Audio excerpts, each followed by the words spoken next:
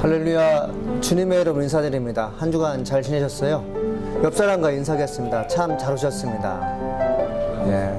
이렇게 토닥거려 주시고요. 한번 안아주시고 좋은 말씀들 해주시면 감사하겠습니다.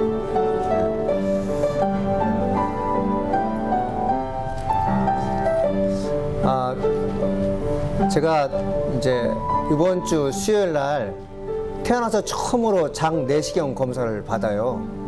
네, 한 번도 해본 적이 없는데 참 두렵고 떨립니다. 그걸 어떻게 받아야 되는지. 그 입으로 집어넣는지 항문으로 집어넣는지 잘 몰라요. 근데 제 마음이 좀 부담이 돼요. 혹시 이거 내시경 검사하다가 뭐 발견되면 어떤 하는가 그런 불안감이 있잖아요. 여러분도 아시겠지만 내시경 검사 받으려면 그 금식해야 되잖아요. 하루 전에 금식해야 되고 또 일주일 전에는 기타 먹었던 약 먹지 말아야 되지 않습니까? 제가 이제 11월 3일 날 그 장 내시경 받기 위해서 준비하고 있는데 또 그날은 또 어떤 날이냐면 제가 테니스 연습 레슨 받는 날이에요. 제가 이제 몸이 하도 연약해지고 힘이 없으니까 어느 분이 테니스 레슨 한번 받아보라 해가지고 테니스 잘 치는 분한테 레슨을 받고 있습니다. 그분이 어떤 분이냐면 미국 프로 테니스 협회에 코치 자격증 갖고 있는 사람이에요. 그러니까 되게 잘 치는 분이에요.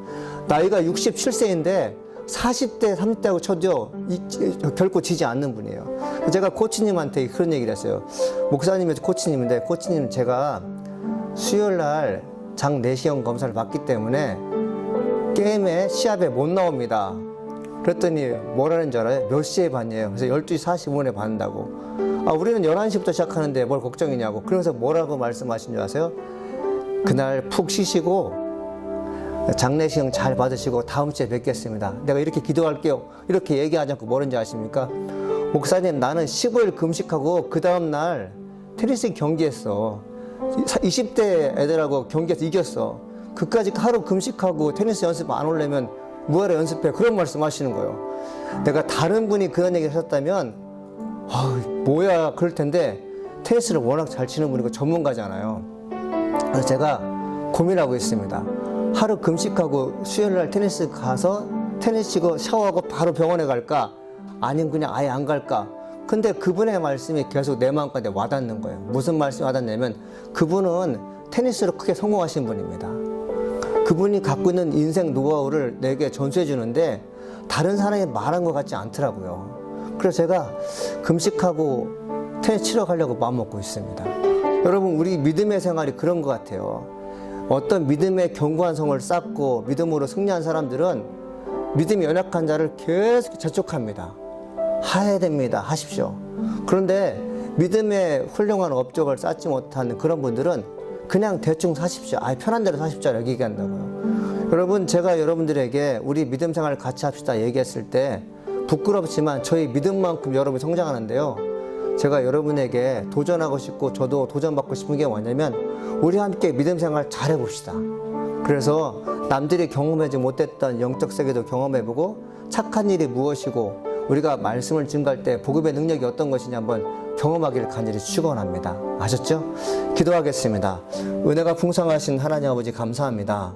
오늘도 귀한 말씀을 듣기 위해서 하나님 백성들이 거룩한 성전에 모였습니다. 하나님 아버지 우리 성도들의 마음을 일일이 보살펴 주시고 보호해 주시니 감사드립니다. 상한 심령이 치료받게 도와주옵소서. 세상은 상처받은 부위에 소금을 뿌리지만 주님은 오셔서 상처 부위를 깨끗하게 치료해 주시고 치유해 주시는 분인 줄 믿습니다. 오늘 그 은혜를 경험할수록 여호와여 축복하여 주시옵소서. 하나님 세상이 어렵고 힘들다고 합니다. 그 중에 저희들도 포함됩니다.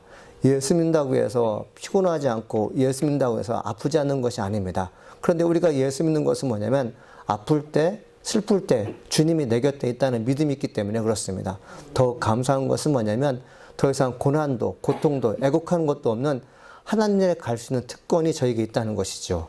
주님 오늘 하나님 말씀 듣는 모든 성도들에게 위로와 평안을 주시고 내가 어떻게 하면 남은 생애를 은혜롭고 그리고 많은 사람에게 영향을 미치고 이름을 남기는 귀한 사람이 될지를 고민하는 저희들에게 도와주옵소서.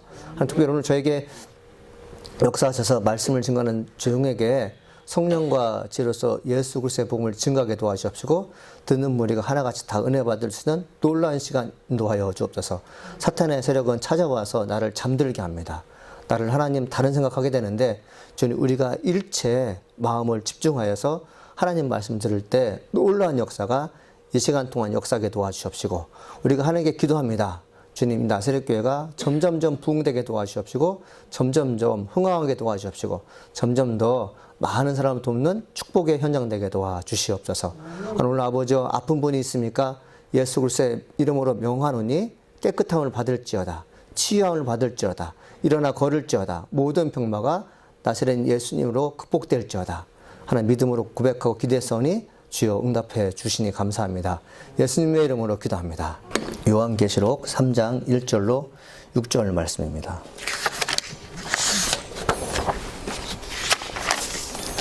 우리 함께 봉독하시겠습니다. 시작. 사대 교회 사제에게 편지하라. 하나님의 일곱 영과 일곱 뼈를 가지신 이가 이르시되 내가 내 행위를 아노니 내가 살았다는 이름을 가졌으나 죽은 자로다. 너는 일깨어 그 남은 바 죽게 된 것을 굳건하게 하라. 내 하나님 앞에 내 행위에 온전한 것을 찾지 못하였노니 그러므로 내가 어떻게 받았으며 어떻게 들었는지 생각하고 지켜 회개하라. 만일 일깨지 아니하면 내가 도둑같이 이르리니 어느 때 내게 이르는지 내가 알지 못하리라.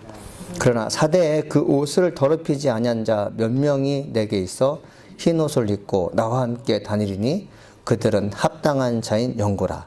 이기는 자는 이와 같이 흰 옷을 입을 것이요 내가 그 이름을 생명책에서 결코 지우지 아니하고 그 이름을 내 아버지 앞과 그의 천사들 앞에서 시인하리라.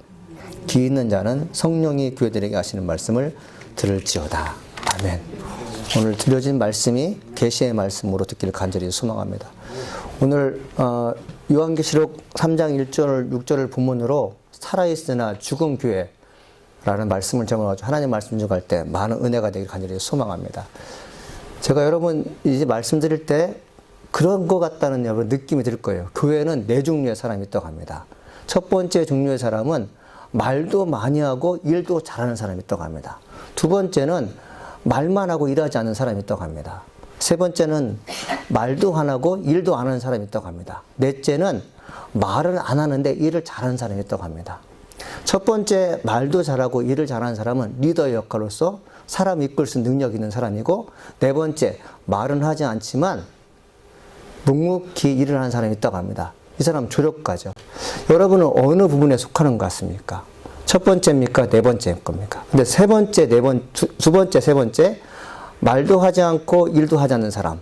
말만 하는데 일을 하지 않는 사람은 어떤 사람이냐면 내가 참 중요한 사람이라는 것을 알지 못한다고 합니다. 교회 내에서뿐만 아니라 세상에서 내가 참 가치 있고 내 능력이 있음에도 불구하고 행동하지 않고 말하지 않으면 그것이 사장된다는 것이죠. 사대 교회는 어떤 교회냐면 말도 하지 않고 행동도 하지 않는 교회가 아니었어요.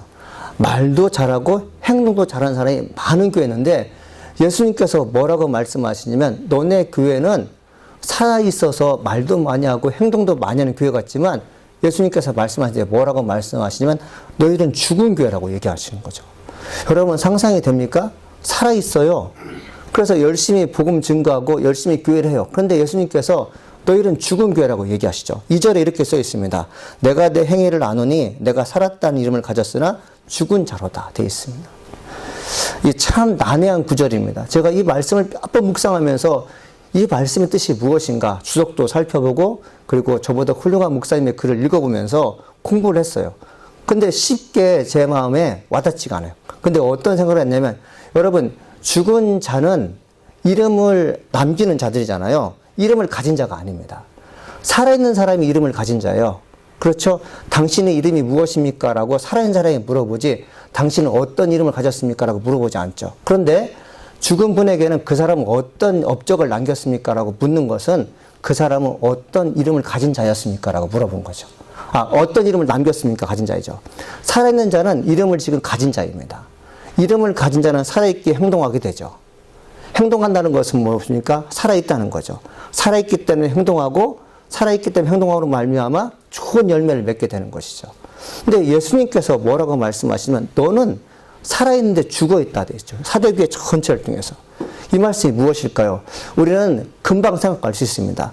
내가 교회 내에서 살아있어서 행동하는데 내가 죽어있다고? 여러분 우리는 이웃이 우리 이웃이 교회 다니는 성도분이 죽었는지 살았는지 모릅니다. 눈으로는 생명 있기에 걸어다니게 살아있다고 하는데 예수님께서 보시기엔 다른 관점으로 보신 거죠. 7영을 가지신 예수님이 보셨다는 것은 뭐냐면 하나님의 7영은 뭐냐면 성령을 뜻합니다. 7영을 가졌다는 것은 완전한 영이 있다는 것이죠. 빈틈이 없는 거죠. 보면 정확하게 객관적으로 데이터가 딱 나오는 예수님께서 우리를 보셨을 때 너는 죽었는데 살아있는 것 같고 너는 살아있는데 죽은 것 같다는 말씀들을 하시는 분이 누구라고요? 예수님이라는 거죠. 그래서 우리의 믿음이 어떤지 다른 사람에게 묻지 마십시오. 하나님께 조용히 기도하게 되면 하나님의 예수님께서 내 믿음이 어떤지 알려줄 줄 믿습니다. 영이 살아있다는 것은 어려운 말이에요. 그런데 정신이 살아있는 것입니다.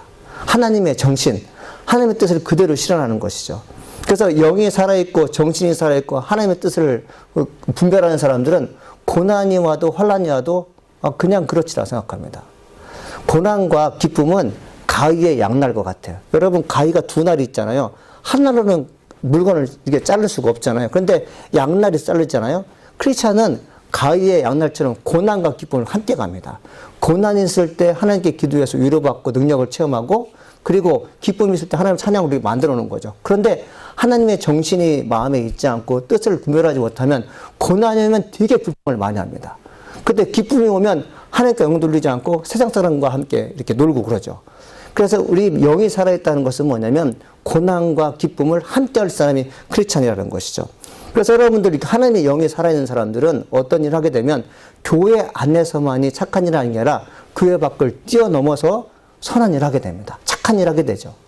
여러분 우리 은퇴 아파트에도 어느 분은 착한 일을 참 많이 하는 분이 계세요. 수요일날 토요일날 손수 음식을 다 해서 어르신들을 공개하는 분인데 그런 분이 착한 사람이라는 거죠. 하나님이 영이 살아있다는 것이 바로 그런 사람이에요. 정신이 무장된 사람이 그런 사람이죠. 그래서 예수님은 환난을 뛰어넘는 은혜를 인도하시는 분들은 주어진 환경을 그렇게 무섭게 여기지 않아요. 영이 살아있는 자는 환난 이길 수 있는 믿음이 있습니다. 편안함을 구하지만 빨리 고난에서 벗어나려고 안달하지 않아요. 빨리 좀 어떻게 해주십시오 말하지 않아요. 묵묵히 참습니다.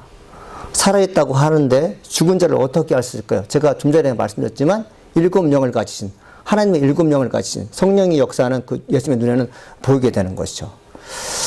7영을 가진 사람 성령 7영을 가진 성령님이란 사람의 심령을 꿰뚫어 보십니다. 사실 이게 무서운 것이에요. 나는 죄를 졌을 때 들키지만 않으면 된다는 생각을 갖고 있습니다. 근데 마음이 불안해요. 왜 불안할까요? 성령께서 내 마음까지 찾아오셔서 너 죄 졌잖아 라고 얘기하는 것입니다. 우리가 신앙을 갖든 안 갖든 우리 마음에 양심이라는 게 있어요. 양심은 하나님의 선물인데 짐승은 양심이 없습니다. 그래서 사자가 그 사슴이 막 태어나는 그 아기 사슴을 덥석 물어서는 삼키는 것은 양심이 없어서 그래요. 그런데 양심이 있다는 것은 뭐냐면 우리가 아무리 흉악한 죄인이고 그리고 흉악범위를 할지라도 어린 아이를 보면 함부로 칼을 대지 못합니다. 그죠? 이게 뭘까? 양심이 있는 거죠. 이 양심이 있을 때 사람이 세상에서 자유로운 것입니다. 양심이 내게 없으면 본능으로 움직여서 죄를 짓는데 꺼리낌이 없어요. 예수님께서 죽었으나 살았으나 죽었다는 그 문제의 중심에는 양심이라는 게 있어요. 너가 예수 믿고 구원받았다고 하는데 어떻게 행동하는 걸 보면 그렇게 예수 안 믿는 것처럼 행동하냐? 예수를 모르는 사람과 같이 똑같이 행동하냐? 이러면 우리는 하나님부터 이렇게 책망을 받는 거죠. 사대 교회가 어떻게 생겼는지 여러분 우리가 알 필요가 있습니다. 사대라는 지역은 루디아라는 왕국의 수도로서 호화로운 도시였다고 합니다. 산 밑으로 이 페룰루스 시내가 흘렀고 강바닥에는 사금이 막 넘쳐났다고 합니다. 그래서 사대 지역에 사는 사람들을 뭐라고 불렀냐면 황금수가 흐르는 동네에 살고 있다고 얘기했다고 합니다. 사대 지역은 천연유래에서 되었기 때문에 적군이 침략해도 허점을 찾을 수가 없는 도시였다고 합니다. BC 546년 고레스 왕이 사대를 침공했어요. 두 줄을 성박을요 진을 치고 공격할 기회를 줬는데 워낙 난공불락이고 요새가 완벽했기 때문에 찾아갈 수가 없는 것입니다. 근데 어느 날 병사들이 긴장을 하면서 어떻게 하면 저 성벽을 타고 올라갈까 고민하고 있는데 뭐가 뚝 떨어지는 소리가 들렸어요. 알고 봤더니 투구가 떨어진 것이에요. 적군의 투구가 떨어져서 유심히 살펴본 것입니다. 그 사대 지역에 있는 병사가 성벽을 내려와서 투구를 가지고 올라가는 것이에요. 아, 저기로 올라가면 되겠다 싶어가지고 고레스의 군대들이 거기로 올라가서 성을 점령했어요. 근데 어떤 일이 벌어졌냐면 사대 지역에 있는 군사들이 편안하게 잠을 자고 있었다고 합니다. 바깥에는 지금 외국인이 쳐들어와서 성을 공격할 태비라고 있는데 다 편안하게 잠을 자고 있는 것이죠. 이게 무엇이냐면 사대 교회 성도들이 그 지역에 사는 것과 비슷한 성향을 갖고 있어요. 그래서 예수님께서 2절에 뭐라고 말씀하시냐면은 너는 일깨어 그 남은 바 죽게 된 것을 굳건하게 하라. 내 하나님 앞에 내 행위 온전한 것을 찾지 못하였습니다. 있어요. 쉬운 성경이 이렇게 써 있습니다. 깨어나라. 완전히 죽기 전에 아직 조금이라도 힘이 있을 때 내 자신을 일으켜 세워라. 내 행동이 하나님 보시기에 선하지 못하다라고 되어 있어요. 하나님 보시기에 착한 일하는 성도가 살아있는 사람입니다. 믿습니까? 여러분 착한 일 하십시오. 어디 가든 착한 일 하십시오. 어떤 역경에서 꾸준함을 보이는 성도가 선한 사람입니다. 사대교회는 영적인 일에는 둔감했는데 사교 모임은 활발했어요. 본절의 말씀은 사랑의 메시지가 담겨 있습니다. 육신이 살아있을 때 하나님의 정신을 갖고 있으면서 착한 일이라고 말씀하시는 것은 우리를 사랑하시는 하나님의 말씀이죠.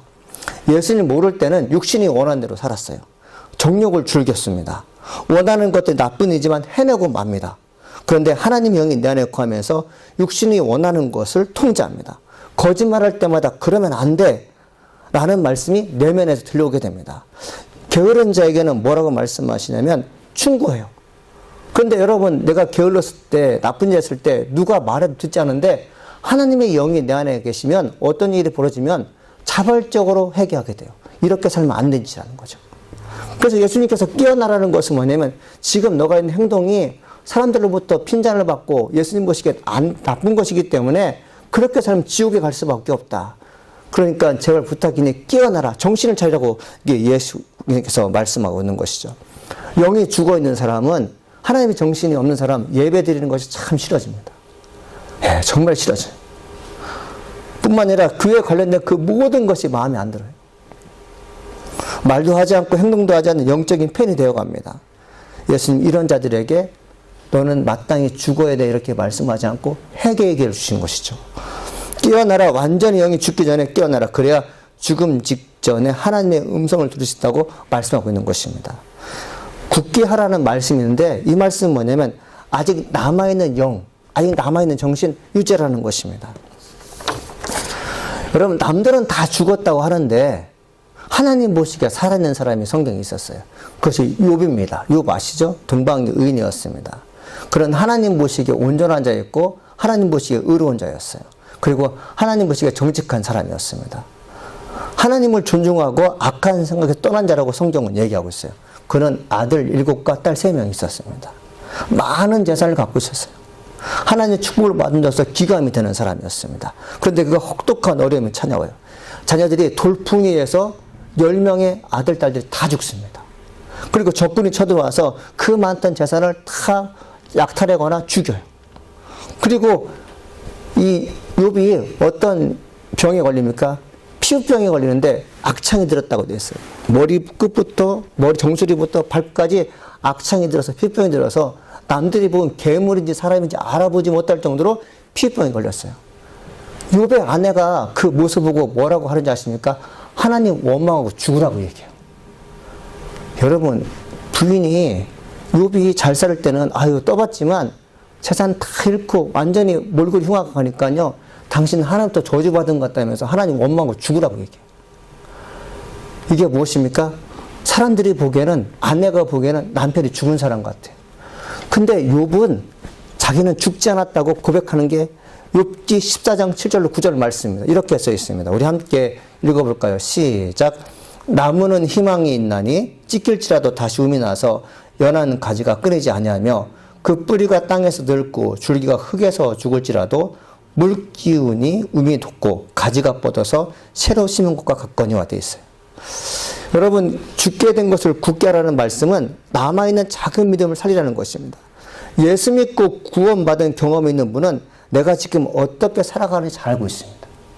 동의하십니까? 난 너무 잘 알고 있어요. 내가 예수 믿는데 이렇게 살면 안 되지라는 거 알고 있어요. 근데 여러분들 내가 지금 이렇게 살면 안 되지라는 믿음 그 생각을 갖고 있는 것이 간직하고 있어야 됩니다. 국가라는 것은 뭐냐, 그것마저 놓치면 너는 힘든다는 거죠. 근데 내가 이렇게 살면 안 돼. 내가 예배 잘 드려야 돼. 신앙생활 잘해야 돼. 이런 미흡한 믿음이라도 갖고 있으면 그거 유지하라고 지금 예수님께서 말씀하시는 것이죠. 이것은 무엇입니까? 하나님이 여전히 나에게 관심 갖고 계신다는 거죠. 혹은 내가 혹독한 시련을 당하여 큰 어려움을 겪었을 때 쓰러진 나무라고 생각하지 마십시오. 많은 사람들은 큰 나무가 있잖아요. 쓰러지면 내가 저거라고 생각해요. 그런데 쓰러진 나무가 주체가 아니에요. 나무의 주체는 밑둥입니다. 그죠? 남아있는 밑둥이에요. 그루터기라고 하잖아요. 그리고 그 뿌리가 주체예요. 그래서 예수 믿는 사람들은 혹독한 시련이 있을 때 나는 저 쓰러진 나무와 같다라고 생각하면 안 되고요. 나는 뭐라고 생각해야 돼요? 밑둥. 뿌리가 남아있는 밑둥이라고 생각해야 돼요. 그 뿌리에서 물기운을 받아들이게 되면 um이 돋게 되고 um이 줄기가 자라게 돼서 열매를 맺는 것처럼 여러분이 아주 미흡한 믿음이라도 있게 되면 하나님께서 여러분을 다시 살려낼 줄 믿습니다. 믿습니까? 여러분 혹시 나는 믿음이 연약한 것을 주일 하루만 해도 지키는 것도 버거워요. 그런 사람 있잖아요. 그럼 그 주일 하루만도 지키십시오. 그렇다면 하나님께서 기회를 주셔서 금요 예배도 참석하게 하시고 그 새벽 예배 참석하게 하시는 거예요. 예수님께서 너에게 기회를 주겠다. 이 주일만 참석하는 그 예배를 통해서 은혜를 받게 되면 자연스럽게 모든 예배 참석할 수 있다. 이 예수님의 사랑인 것이죠. 그래서 여러분들 뿌리 간직하십시오. 아주 미흡한 믿음이나마 간직하십시오. 그 간직하여 살 수가 있어요.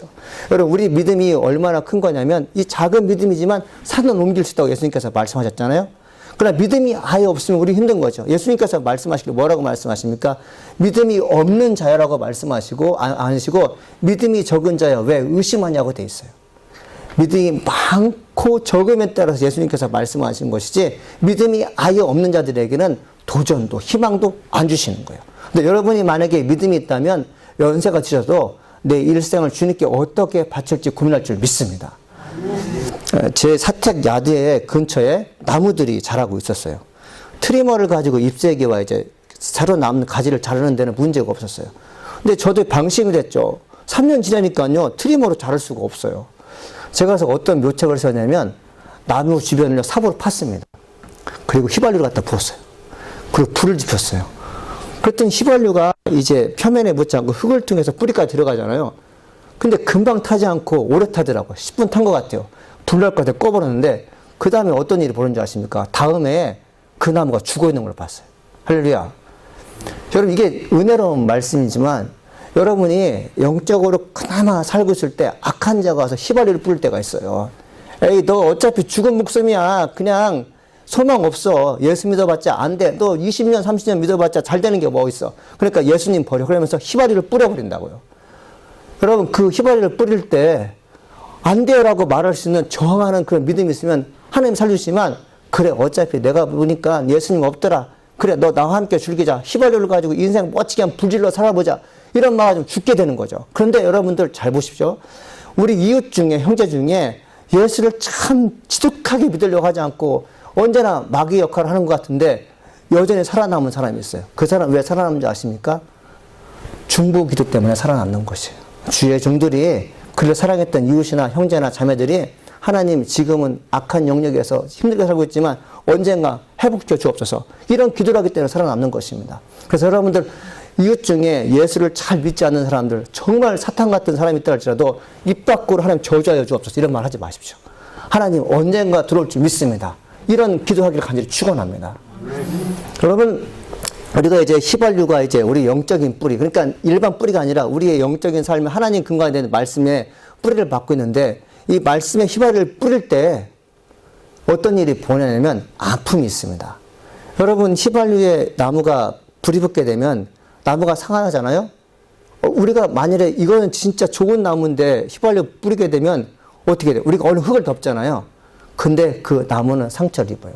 제가 요세미티 공원에 2주 전에 갔는데 나무가 정말 많이 죽었어요.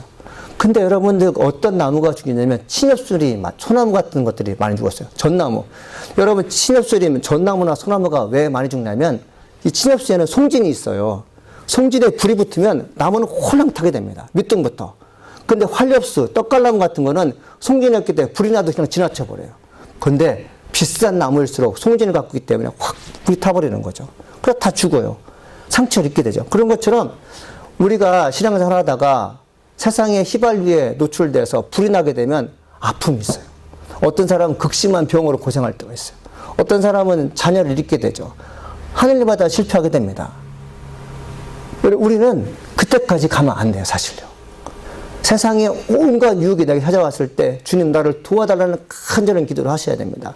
그럴 때 세상에 악한 영의 뿌리가 되고 악한 영의 침입자가 된 휘발유가 되게 부어졌을 때 주님께서 꺼주는 것입니다.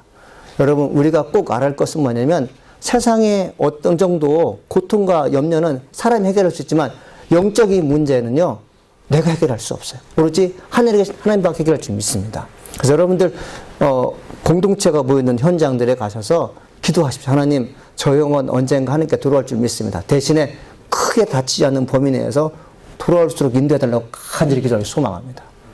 중요한 것이죠. 여러분, 왜 우리는 휘발유가 뿌리에 닿는 위기를 갖는 것일까요? 이거 심각하게 고민해 봐야죠. 여전히 세상이라는 목장에 염소가 되어 살고 있기 때문에 그렇습니다. 목동의 보호를 받는 양은 울타리가 있어요. 넘어가면 위험한 일을 당하기에 펜스를 쳐놓고 보호받는 우리 자신이 여러분 되어야 됩니다. 그런데 인간은 윗사람의 말씀을 듣는 것을 원치 않습니다. 미지근한 신앙, 연약한 믿음을 극복하시고 강력하면서 신령한 성도가 되기를 간절히 축원합니다. 여러분, 타종교를 믿다가 기독교로 전환하기 때문에 개종한다고 합니다. 그죠? 유교를 믿다가 불교를 믿다가 기독교로 개종한다고 하잖아요. 개종한다고 해서 성공하는 게 아닌 거 아십니까? 우리는 회심이라는 게 있어요. 컨버전이라는 말인데 회심하는 것입니다. 예수를 만나는 것이에요. 예수의 음성을 한번 들어보는 것입니다. 내 죄가요 너무 정말 치욕스럽다는 것을 알게 되는 거죠. 저도 그런 경험이 있어요. 아, 이러다간 지옥 가겠구나. 하나님 잘 믿어야겠다 생각하지 않습니까? 우리가 작게나마 아니면 크게나마 하나님을 경험할 때가 있어요. 그 경험이 어떤 경험이냐면 미래가 열리는데 어떤 미래가 열리냐면 우리의 영안이 열려서는 천국을 보기도 하고요. 지옥을 보기도 합니다. 꿈속에서 하나님을 찬양하는 천사의 음성을 듣기도 하고 그리고 나는 나도 모르게 하나님의 영광 있는 곳으로 가게 돼요. 여러분, 제가 부끄럽지만 정말 목사지만 영적으로 게으르게 되고 그리고 어딘가 모르게 어순하게 신앙생활을 정돈하지 못하고 원칙을 지키지 않으면요 꿈속에서 그렇게 뱀들이 나를 괴롭혀요. 보면 막 형형색색인 거예요. 여러분, 이건 그냥 제 개인적이니까 여러분 그냥 흘려보내고 뭐 우리 목사님이 기도해보니까 뱀이 나타났다 여기 얘기하지 마세요, 여러분들. 그냥 그 뱀이요 얼마나 큰지 막 상상을 초월할 수 없는 큰 뱀이 하늘을 막 줄줄 마를 때도 있고요.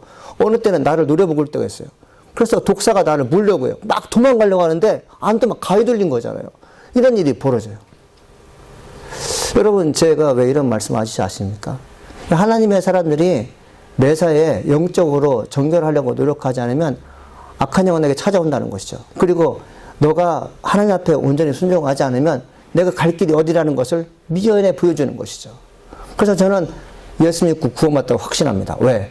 내가 하나님의 영광을 위해서 살려고 노력하면 물질도 주시고 좋은 꿈도 주시고 그리고 내가 만일에 하나님의 영광에 벗어나서 못된 일을 하게 되면 어떤 일을 하게 되면 그냥 그렇게 나쁜 꿈을 꾸게 돼요. 제가 이렇게 나쁜 생각을 하거나 부정적인 생각을 하면 우리 하수구가 꼭 막혀 이렇게 변기가 꼭 막히는 걸 볼 수 있어요. 오늘도 막혔는데 내가 왜 막혔나 보니까 일주일 살면서 하나님께 잘못한 것이 있는 것 같아요. 잘못한 게 있어요. 야, 집안에 변기 막히지 않기더라도 착하게 살아야겠다. 기도 많이 생각을 하게 됩니다.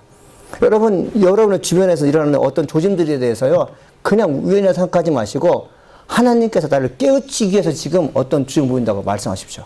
교통사고 날 때 아이고 비가 와서 그래. 상대방이 그게 아니에요.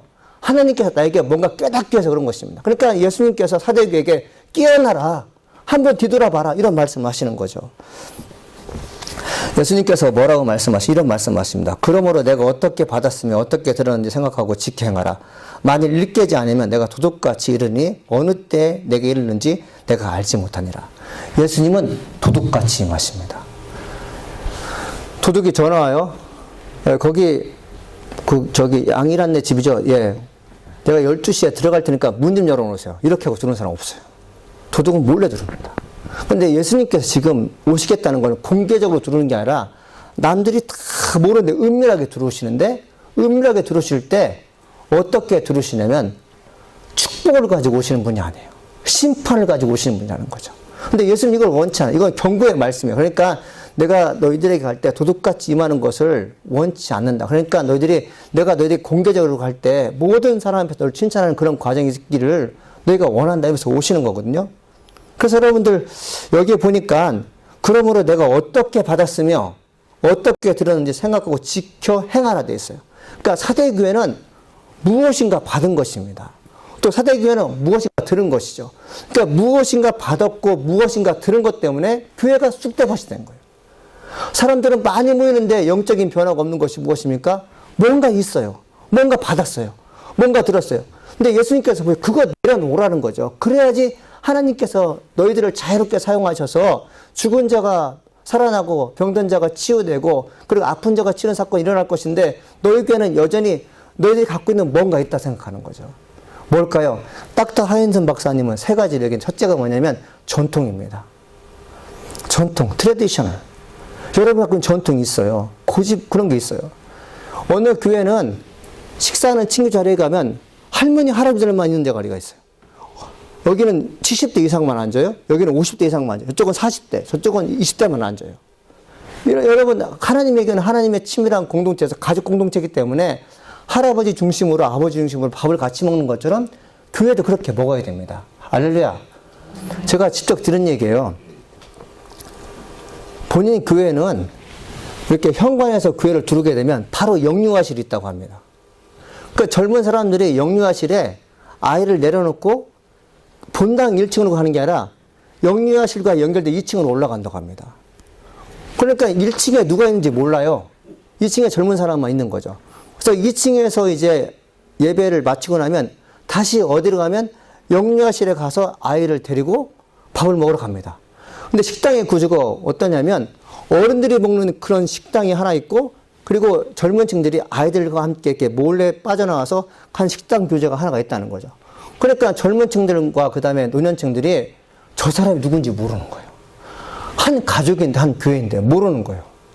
목사님이 너무 답답해서 이러면 안 된다고 얘기했는데 불구하고 전혀 그것이 안 돼요. 왜 그러고 봤더니 영유아실에서 2층으로 올라간 비밀 통로가 있는 거예요. 그러니까 애들 맡겨놓고 정문을 통해서 어르신과 함께 인사하고 목사님과 인사하고 들어가는 게 아니라 비밀 통로에서 이렇게 올라가는 거죠. 자기 나름 출구가 있는 거죠. 그리고 예배 끝날 때 나올 때도 그렇게 나오게 되고 나가서는 밥 먹을 땐 따로 공간에 마련하게 되고 그래서 목사님이 이게 너무 이게 우라통이 터져가지고 하나님 이러면 안 됩니다. 우리 교회 좀 바꿔주세요. 기도했더니 하나님께서 더 좋은 교회로 이렇게 렌트할수록 인도하셨다는 얘기를 어저께 들었어요. 여러분 그 전통이라는 거 어른들만의 전념이라고 생각합니다만 젊은 층들이 갖고 있는 고정관념이 있어요. 스테레오 타이프라는 게 있어요. 그리고 고집이 있습니다. 스토번이 있습니다. 편리함이 있어요. 이거 다 여러분 아이들의 전통인 거 아십니까? 나를 위해 살아주세요. 내가 원하는 거 해주세요. 라는 것도 여러분 그들의 전통이 돼버렸어요. 어른들만 꼰대가 아니라 아이들 나름대로 꼰대가 있어요. 여러분 백화점에서 뭐 사라고 누워있는 애들이 있어요. 그 아이들은 꼰대예요. 사실요. 누가 봐도. 그런데 내 욕구 들어달라고 하잖아요. 근데 그 누워있는 아이들이 어르신들에게 왜 내 욕구 안 들어주세요? 엄마는 내 마음 몰라. 애들도 그건 뭐예요? 자기가 고집이 있기 때문에 그래요. 그거 결코 원치 않는 거죠. 그래서 교회든 가정이든 꼰대가 있든 뭐든 하여튼 고집이 그러면요. 교회는 하나가 될 수 없어요. 근데 사대교회가 바로 그런 교회였어요. 두 번째 뭐냐면 편견입니다. 편견은 사실은 지식이 부족해서 그래요. 경험이 부족해서 그래요. 특별히 하나님 말씀을 이해하지 못하면 하나님의 교회를 세상 건물과 비슷하게 봅니다. 편견은 게으른 사람의 표현이라고 합니다. 부지런히 말씀 읽고 세상이 어떻게 변하는지 보는 눈이 부지런해야 돼요. 사대교회는 성령님과 연결될 때 열매가 있다는 것을 알지 못했어요. 왜? 하나님 말씀 읽는데 게을렀기 때문에 그래요. 그러니까 편견이라는 게 뭐냐면 내가 갖고 있는 지식으로 사람을 움직이려고 하는 거죠. 그러니까 교회가 안 되는 것입니다. 전 여기 계신 분들이 틈틈이 하나님 말씀을 읽고 여러분 살아가게 하기를 소망합니다. 제가 내년부터는 어떤 계획을 갖고 있냐면 우리가 이제 10시 45분 되면 다 앉아 계시더라고요. 너무 감사해요. 그냥 맹숭하게 앉아있지 마시고 한 주간에 어떻게 살았는지 말씀 묵상하면서 살아있는 내용을 5분간 이렇게 발표할 수 있는 사람 분들을 이렇게 한번 모시려고 나오셔서 근데 여러분 와셔서 한데 설교 전에 끝내셔야 됩니다. 아셨죠? 예배 전에 5분 정도만 하시고 내가 이렇게 살아보니 참 좋았습니다. 이런 간증의 시간을 말하는 거죠. 그게 무엇입니까? 이전에 고정관념이 있었는데 말씀을 읽어보니까 그렇지 않다는 것을요 고백하는 시간이 있어야 됩니다. 이 셋째는 무엇인가 하면 자기 만족입니다. 이 자기 만족 있는 사람들은요 교회를 힘들게 해요. 이 정도면 충분합니다. 뭘 그렇게 선교하려고 하십니까? 등등의 이야기를 하게 돼요. 자기 만족에 갇히면 설교 시간도 조정하려고 합니다. 근데 하나님께서 원하시는 것은 너의 만족이 아니라 주님께서 원하시는 것이 무엇인지 알아야 됩니다. 하나님께서 만족하신 것이 무엇인지 우리가 알아야 되는데 사대 교회는 자기 만족에 국한된 사람들이었어요. 그러니까 교회가 중구난방인 것이죠. 여러분 그 사대 지역이 얼마나 좋은 위치에 있느냐면 이렇게 산맥이 있는데 그 도시는 돌출부에 있을 때 이렇게. 그래서 사방으로는 그 도시를 침공할 수가 없었습니다. 남쪽으로만 침공할 수 있는데 그렇게 좋은 성곽 안에 살고 있음에도 불구하고 2번이나 침략을 당했다는 거죠. 이게 무엇입니까? 만족하는 것이에요. 여러분 자기 만족은 무엇이냐면 거짓된 안정감입니다. 여러분 누가 찾아와서 예수 믿지 않아도 괜찮아. 다 살더라. 여러분 이거 거짓된 것이에요. 자만은 무엇입니까? 아유 그냥 뭐 이제껏 사는데 아무런 문제 없어. 여러분 나를 프라이드하게 되면 하나님께서 나를 통해 역사하지 않습니다. 교만한 사람에게 하나님께서 함께 하잖아요. 주님 나를 좀 불쌍히 여주옵소서. 내가 할 수 있는 것이 무엇입니까? 살아보니까 내 힘으로 되는 게 아무것도 없습니다. 주님 나를 도와달라고 이렇게 기도하면 하나님께서 여러분에게 은혜 주시는 거예요. 주님이 좋아하시는 사람은 어떤 사람이에요? 그런 사람이에요. 그래서 예수님께서 도적까지 오실 때 보호받기를 간절히 소망합니다. 근데 사대교회 전체가 이렇게 문란하고 영적으로 죽어있는 사람인 것 같지만 그 교회에 서너 명 정도는 괜찮은 사람이었어요. 할렐루야. 여기 이제 모인 30명 되는 교회 가운데 서너 명 정도가 하나님의 은혜를 받는다면 천국으로 간다면 아픔이죠. 성경에 뭐라고 써 있습니까? 4절에 보니까 그러나 사대의 그 옷을 더럽히지 아니한 자 몇 명이 내게 있어 흰 옷을 입고 나와 함께 다니니 그들은 합당한 영구인이라 되어 있어요. 사대교회 성 중에 어떤 사람이 있다고요? 합당한 자가 있었어요. 아멘. 이 합당한 사람은 이 헬라어로 엑시오스라는 말인데 보석 같은 존재예요. 교회 보석 같은 존재. 여러분 보석이 있으면 어디다가 여러분 보관하죠? 보석함에 집어넣잖아요. 그래서 하나님도 예수님도 교회 내 보석 같은 존재들을 어떻게 하십니까? 귀하게 여기세요. 그러면서 두 가지를 약속하시는데 너에게 흰 옷을 입혀주겠다. 그리고 나와 함께 천국을 걷겠다고 말씀하십니다. 아멘. 여러분 그 사명이 여러분의 있기를 간절히 소망합니다. 그래서 여러분들이 이 흰 옷을 입은 사람들, 이 보석 같은 존재들 참 감사한 거죠. 여기 보게 되면 그 옷을 더럽히지 아니하는 자라고 되어 있잖아요. 더럽히다는 뜻이 뭐냐면 이 헬라어로 몰루나라는 뜻이라고 합니다. 몰루나. 이거 재밌는 말이잖아요. 몰루나. 이거 언어 유희죠. 그래서 제가 그 생각을 해봤어요. 예수님께서 우리에게 말씀하신 것입니다. 너희들은 이 나사렛 교회에 어떤 사람이 착하고 선하게 사는지 모르나? 이렇게 물어보시는 것 같아요. 더럽히지 않은 사람. 모르나? 이게 더럽히다는 뜻이 모르라는 뜻이라니까요. 그 여러분들 살아가면서 하나님부터 정결하게 인정받는 사람들, 그리고 온갖 더러움에 옷이 더럽히지 않는 사람들, 그리고 추한 것에 내 몸이 망가지지 않는 것, 그리고 악한 사람과 교제하면서 과거의 흔적들이 나를 너무 괴롭히게 하는 그런 일이 없을 때 주님께서 나를 불러가시는 것입니다. 흰옷을 입히는 것이죠. 그래서 예수님께서 뭐라고 말씀하십니까? 5절에 보니까 이기는 자는 이와 같이 흰옷을 입을 것이요 내가 그 이름을 생명책에서 결국 지우지 아니하고 그 이름을 내 아버지 앞과 그의 천사들 앞에 시인하리라 되어 있어요. 첫째 축복은 무엇이냐면 흰옷을 입는 것입니다. 흰옷은 부활을 상징해요. 여러분 부활의 기쁨, 다시 사는 기쁨이 예수님도 주어지는 것입니다. 예수님이 사랑하셨던 성도들에게 주신 선물이 바로 흰옷을 입히는 것이죠. 이것은 무엇입니까? 생명 보장해 주겠다는 거죠. 두 번째 뭡니까? 생명책에서 이름이 지어지지 않습니다. 여러분 집마다 장부 있죠? 그죠? 가게에 쓰는 장부가 있죠. 그건 돈이 어렵게 쓰여져 나가는 거잖아요. 그런 여러분이 고칠 수가 있어요. 그런데 천국에 있는 생명책에 있는 장부에는 고칠 수가 없습니다. 이렇게 딱 보고 옛날에 여러분 전설회관 오게 되면 저승사자가 이렇게 데려가서 염라대왕 오게 되면 제가 누구인고? 예, 저는 아무개입니다. 그러면 염라대왕이 뭐라죠? 제 이름이 명부에 있는지 봐라. 이렇게 그것도 없는데요 그러잖아요. 그리고 어떤 경우에 얘는 아직 죽을 나이가 있는데 왔다고 얘기하지 않습니까? 근데 이게 불교에서 얘기하든 무속신앙에서 얘기하든 의미가 있어요. 우리가 예수 믿는 사람들은 신학이 있고 성경이라는 아주 중요한 책이 생명의 책이 있는 것처럼 여러분이 들어가셨을 때 하나님 나라에 생명책이 있다니까요. 그 생명책에 여러분의 이름이 지워지지 않기를 간절히 소망합니다. 아멘. 그거 별거 아닌 것 같지만 우리의 여러분 생각은 기독교에 국한되어서 생각할 수 있겠지만 죽음 위의 세계는 불교든 유교든 다 이렇게 포함된 거죠. 셋째는 뭐냐면 예수님이 나를 보호해 주십니다.